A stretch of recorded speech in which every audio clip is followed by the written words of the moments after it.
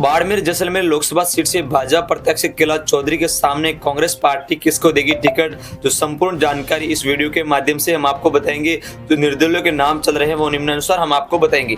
तो सबसे पहले चलते हैं बाड़मेर जैसलमेर लोकसभा सीट से भाजपा प्रत्याशी कैलाश चौधरी के सामने कांग्रेस पार्टी किसको उतारेगी चुनावी मैदान में। सबसे पहले नाम आ रहा है हेमाराम चौधरी का। हेमाराम चौधरी गोड़ामालानी विधानसभा क्षेत्र से 6 बार विधायक रह चुके हैं और 2003 से 2008 तक राजस्थान विधानसभा के नेता प्रतिपक्ष रह चुके हैं और 2008 से 2013 तक राजस्थान सरकार में राजस्व मंत्री रह चुके हैं और 2021 से 2023 तक राजस्थान सरकार के कैबिनेट मंत्री रह चुके हैं। और इस बार हेमाराम चौधरी ने गोड़ामालानी विधानसभा क्षेत्र से चुनाव लड़ा था और ऐसे में इस बार बाड़मेर जैसलमेर लोकसभा सीट से कांग्रेस पार्टी हेमाराम चौधरी को चुनावी मैदान में उतार सकती है। लोग हेमाराम चौधरी की मांग कर रहे हैं। तो आगे बात करें अगला नाम आ रहा है मानवेंद्र सिंह जसोल का, जो बाड़मेर जैसलमेर लोकसभा सीट से पूर्व सांसद रह चुके हैं और सी विधानसभा क्षेत्र से विधायक रह चुके हैं। भाजपा की ओर से 2019 का बाड़मेर जैसलमेर लोकसभा सीट से कांग्रेस पार्टी की ओर से बाड़मेर जैसलमेर लोकसभा सीट से चुनाव लड़ चुके हैं कैलाश चौधरी के सामने, लेकिन हार गए थे। इसके बाद 2023 के विधानसभा चुनाव में सिवाना विधानसभा सीट से भी विधानसभा का चुनाव लड़े थे, लेकिन हार गए थे।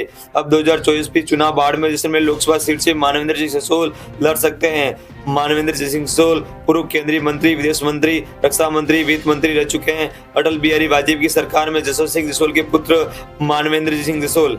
अगला नाम आता है हरीश चौधरी का, जो बाड़मेर जैसलमेर लोकसभा सीट से पूर्व सांसद रह चुके हैं। 2009 में 2024 तक हरीश चौधरी बाड़मेर जैसलमेर के सांसद रहे थे और अभी वर्तमान में बायतू के विधायक हैं। 2018 से 2021 तक राजस्थान सरकार के मंत्री रह चुके हैं और पंजाब कांग्रेस प्रभारी भी रह चुके हैं और 3 बार बायतू से विधायक रह चुके हैं। अगला नाम आता है कर्नल सोनाराम चौधरी का, जो बाड़मेर जैसलमेर लोकसभा सीट से पूर्व सांसद रह चुके हैं। 3 बार कांग्रेस पार्टी से सांसद रह चुके हैं और 1 बार भाजपा से सांसद बने थे। 1996 में कर्नल सोनाराम चौधरी कांग्रेस के सांसद बने और 1998 में कर्नल सोनाराम चौधरी कांग्रेस के सांसद बने और 1999 में कर्नल सोनाराम चौधरी कांग्रेस के भी सांसद बने थे। अब बात करें 2014 में कर्नल सोनाराम चौधरी भाजपा के सांसद बने थे और 2019 तक सांसद रहे। उससे पहले 2018 में राजस्थान विधानसभा चुनाव के लिए भाजपा ने बाड़मेर विधानसभा सीट से टिकट दिया, लेकिन हार गई। इसके बाद भाजपा ने 2019 के विधानसभा चुनाव में कर्नल सोनाराम चौधरी को टिकट ही काट दिया और कैलाश चौधरी को टिकट दिया। उसके बाद राजस्थान में 2023 के विधानसभा चुनाव के लिए भाजपा का लिस्ट का इंतजार किया, उसमें भी कर्नल का टिकट नहीं दिया तो कांग्रेस में शामिल हो गए और कांग्रेस ने उनको गुड़ामालानी विधानसभा क्षेत्र से टिकट दिया, लेकिन गुड़ामालानी ने कर्नल सोनाराम चौधरी चुनाव हार गई और अब 2024 में लोकसभा चुनाव के लिए बाड़मेर जैसलमेर लोकसभा सीट से कांग्रेस पार्टी टिकट दे सकती है क्योंकि 4 बार के सांसद रह चुके हैं। अगला नाम आता है उमेदराम बेनीवाल का, जो 2018 के बायतू विधानसभा सीट से राष्ट्रीय लोकतांत्रिक पार्टी से चुनाव लड़ चुके हैं और वे हार गई थी। उनके सामने कांग्रेस के हरीश चौधरी जीते थे और दूसरे नंबर पर उमेदराम बेनीवाल रहे थे।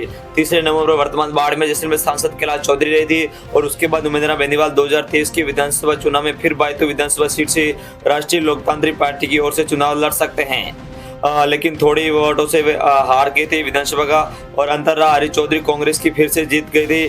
बाड़मेर जैसलमेर लोकसभा सीट से कांग्रेस और राष्ट्रीय लोकतांत्रिक पार्टी गठबंधन करके उमेदराम बेनीवाल को चुनाव लड़ा सकती है।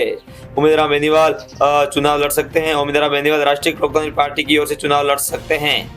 अगला नाम आता है रविंद्र सिंह भाटी का, जो वर्तमान में सी विधानसभा क्षेत्र से विधायक हैं और सी विधानसभा सीट से निर्दलीय के तौर पर चुनाव जीता और अपने नाम का एक राजस्थान में अलग ही रिकॉर्ड बनाया था। रविंद्र सिंह भाटी का कौन नहीं जानता, तो इस बार निर्दलीय के तौर पर बाड़मेर जैसलमेर लोकसभा सीट से चुनाव लड़ सकते हैं। तो ये नाम बाड़मेर जैसलमेर लोकसभा सीट से वर्तमान में चल रहे हैं और कौन कांग्रेस पार्टी किसको टिकट देती अभी तो ये कोई ज्ञात नहीं हुआ है। तो आप कमेंट करके जरूर बताएं कि आप कौन से लोकसभा क्षेत्र से मेरा वीडियो देख रहे हैं और क्या रविंद्र सिंह भाटी अब की बार लोकसभा चुनाव लड़ सकते हैं या नहीं लड़ सकते।